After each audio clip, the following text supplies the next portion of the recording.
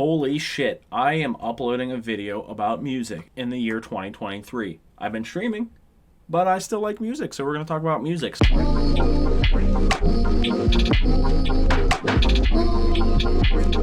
Spotify Wrapped is coming hot and heavy soon. It's the end of November right now, and normally this is right about when it drops. So what I'm going to do is I'm going to predict my top 5 artists of the year and my top 5 songs of the year. We're going to see how accurately I can predict these, and I will make an update video when Spotify Wrapped actually comes out. Let's just get right into it. I'm going to go from 5 to 1. Let's start with the artists. I think R.L. Grime is going to be number 5 for me. He had an album come out this year called Play. It's very good. I listen to it a lot, so I think he's in number 5. Number 4, I have San Holo. Imagine that, one of my favorite artists. He also released an album called Existential Dance Music, or EDM for short, which is incredible. I believe he's my number 4. Number 3, we have Closey, again, dropped an album this year called Micro Worlds, which is also worth a big listen. That was one of my favorite albums of the year, and I listened to that a lot as well. She's really great. Number 2, I have Flume. Flume is like always in my top 5. I'm pretty sure he's been there for like the past 3 or 4 years straight because he's my favorite producer of all time. I'm just throwing him in there. He did have 2 small little albums come out of projects that he did. They were just works in progress that he had in his vault, and he just released them as is, which I thought was really cool. One was Arrive Anxious Left Bored, which is just a phenomenal title.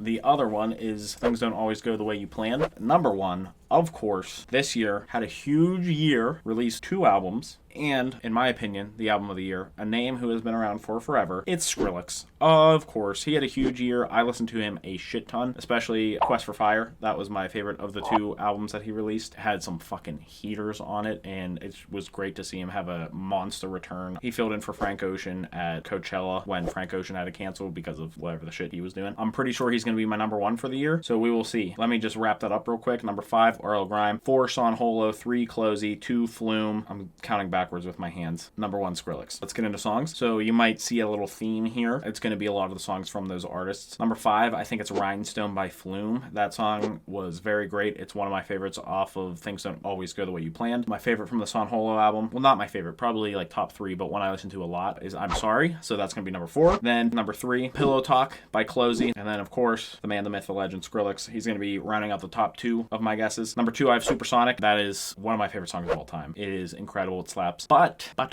it is not my number 1. I believe this year my number 1 listened song is Rumble, because that came out in January is when he like officially released it, and then the albums came out like I think in March. And so I was just listening to Rumble a lot and lead up to those albums. I mean, Supersonic had been out like a year before that, but like I guess my hype about it had died down a little bit until the album came out again. I listened to Rumble a shit ton. If I had to guess, I'm going to say probably 53 times. I'm going to guess that too. Honestly, this was a light year for me listening on Spotify. I just haven't had a ton of time to listen to as much music as I want. So let's guess 9,600. Is it normally minutes or hours? Whatever. Minutes of listening on Spotify.